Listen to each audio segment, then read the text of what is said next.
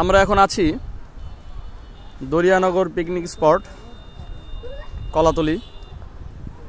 দেখেন আপনারা সবাই, ভিউটা অনেক বেশি সুন্দর এবং এখান থেকে রাস্তাটা অনেক বেশি দূরে। যদি আপনারা সবাই দেখতে চান আমি আপনাদেরকে দেখাতে পারবো। হ্যাঁ, ওইটা হচ্ছে আমাদের হোটেল আর এটা হচ্ছে পিকনিক স্পট, এটা রাস্তা।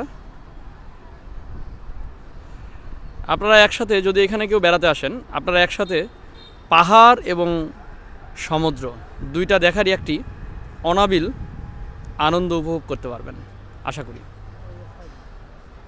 এবং যদি কারো মন খারাপ হয়ে থাকে এখানে আসলে অবশ্যই তার মনটা ভালো হতে বাধ্য।